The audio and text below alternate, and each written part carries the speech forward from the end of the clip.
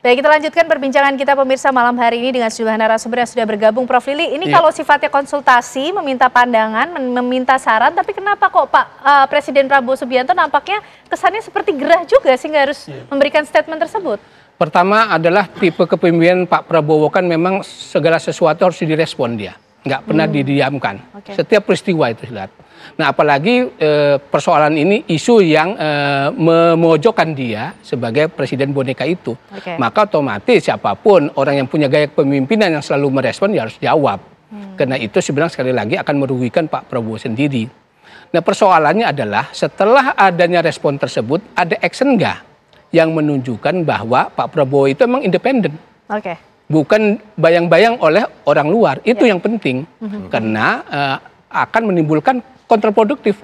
Ternyata kalau Pak Prabowo perilakunya selalu tetap condong kepada Pak Jokowi, ternyata wah itu berbeda apa yang diomongkan dengan tindakannya. Oleh karena itu yang tadi saya sih inginnya ke depan itu Pak Prabowo ya proporsional dalam berhubungan dengan Pak Jokowi. Karena bagaimanapun kalau dia sebenarnya akan maju di 2009 sebagai amunisi senjata bagi pihak oposisi dan rivalnya di dalam pilpres, pasti itu dikatakan bahwa jangan pilih ini karena dia adalah kepanjangan tangan dari presiden sebelumnya. Justru bisa menjadi bumerang sendiri. Bumerang sendiri. Oleh karena itu sebenarnya respon itu adalah dalam konteks itu menghadapi pilpres 2029, bukan dalam rangka kebijakannya yang sekarang ini. Itu respon. Yang saya tangkap respon itu. Kita tinggal tunggu bagaimana action dari Presiden Prabowo karena statement sudah dikeluarkan, langkah yang bagus juga untuk menjawab apa yang tengah ada di persepsi publik begitu ya Prof ya? Betul itu. Karena kalau nggak direspon makin liar. Baik Prof. Lili Romli, terima kasih. Sama-sama, mohon maaf saya duluan ya.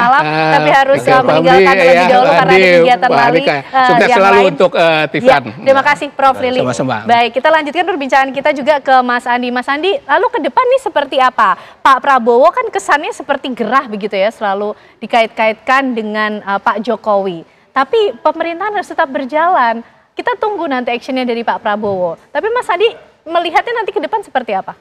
Ya, kalau ke depan ya biasa-biasa saja. Nggak ada yang ini. Tetap persahabatan beliau itu tetap semakin erat. Karena beliau itu bukan persahabatan secara pribadi. Persahabatan beliau itu persahabatan untuk Indonesia ke depan. Itu yang paling utama yang kita harus catat untuk itu. Masalah kontestasi itu masih lama. Kalau ada yang genit-genit mau ikut kontestasi, sabar-sabarlah untuk itu. Jangan diganggu lah pemerintah ini. Biarlah pemerintah ini berjalan ya. Membangun Indonesia ke depan ini. Mencapai Indonesia emas itu. Gitu. Pak Jokowi juga udah mengatakan, kalau kemarin ribut-ribut matahari kembar, matahari cuma satu. Pak Prabowo, apapun itu adalah presiden kita dan kita akan backup penuh untuk itu. Itu penting untuk kita catat di dalam kehidupan bernegara kita. Kalau kontestasi masih lama, tapi kemudian statement yang disampaikan Pak Prabowo ini Mas Andi melihatnya maknanya seperti apa sih? Karena sepertinya Pak Prabowo gerah betul loh dikait-kaitkan terus dengan Pak Jokowi. Ya ini kontestasi masih lama betul. Kalau dikaitkan dengan Pak Jokowi ini gerah, ya kalau saya bestie ya misalnya ya. Terus bestie saya ini bener gitu loh, nggak pernah neko-neko atau apa, kok difitnah gitu. Jadi ya, sebenarnya dalam rangka menjaga hubungan baik saja begitu. Gitu loh. Beliau ini beliau kan negarawan, semua dia baik hubungannya. Ibu Mega dia baik hubungannya, SBY dia baik hubungannya, semua dia baik dengan hubungannya. Maka itu tadi yang saya bilang, cita-cita saya ini ada bertemu dalam satu round table untuk Presiden Club itu. Saya rasa itu semua hal-hal yang bersifat negatif ya terhadap penyerangan runtuh semua. Insya Allah itu akan terjadi. Karena kemudian di situ terlihat proporsionalnya tadi ya. Mas Hariko, ke depan seperti apa? Presiden Prabowo sudah menyampaikan statementnya bahwa dirinya bukanlah presiden boneka dari Joko Widodo dan Presiden Prabowo yang akan memimpin pemerintahan ke depan. Langkah-langkah dan rencana ke depan dari Pak Prabowo? Ya, pertama kalau silaturahmi Lebaran itu dianggap sebagai matahari kembar tadi ya. Nanti orang nggak mau lagi silaturahmi Lebaran, ya kan? Atau kalau berkonsultasi itu dianggap sebagai boneka, nanti orang nggak mau lagi berkonsultasi. Jadi itu hal biasa, kepala daerah berkonsultasi kepada mantan kepala daerah, itu hal yang biasa konsultasi itu. Jadi kita melihat kebijakannya saja. Sekali lagi, apa ya, kebijakan-kebijakan dari Presiden Prabowo, 28 lebih kurang kebijakan beliau selama 6 bulan ini, itu betul-betul tanpa intervensi dari pihak manapun. Contoh yang paling mudah lah, PPN lah. Mbak Ken kan nggak ngerasain kenaikan PPN kan? Nggak kan? Karena memang presiden maunya PPN itu betul-betul untuk barang dan jasa yang mewah. Presiden mengatakan saya tidak mau membebani masyarakat. Nah, kemudian tadi kami sampaikan makan bergizi gratis, cek kesehatan gratis, UMP sekarang sudah 6,5%. Kemudian penghapusan kredit macet UMKM, gabah sekarang 6.500, pupuk bisa diakses langsung.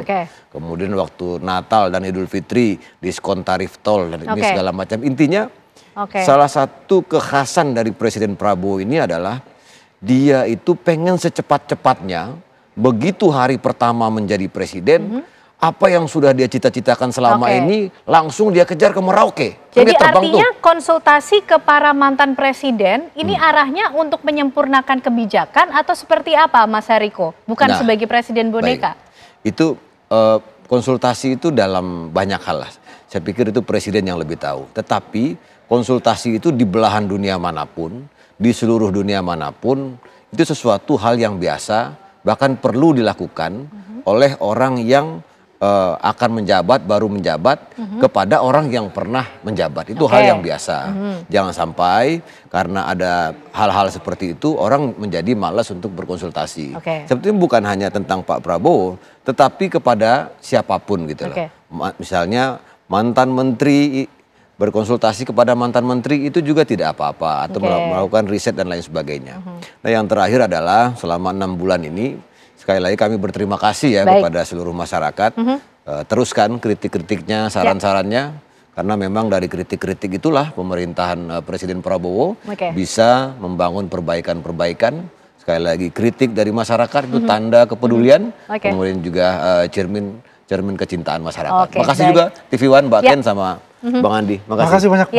Terima kasih juga Mas Hariko, Mas Andi. Malam hari ini tentunya kita sudah mendapatkan jawaban lah ya, mencari makna di balik apa yang disampaikan oleh Presiden Prabowo Subianto yang ternyata punya kekhasan kok, sudah punya kebijakan sendiri berbeda dengan presiden-presiden yang sebelumnya. Kita nantikan nanti bagaimana kemudian Presiden Prabowo Subianto membawa Indonesia lebih baik ke depannya untuk menuju Indonesia Emas di 2045. Terima kasih sekali lagi Mas Hariko. Terima kasih Mas Andi malam hari ini sudah bergabung bersama kami di Apa Kabar Indonesia Malam.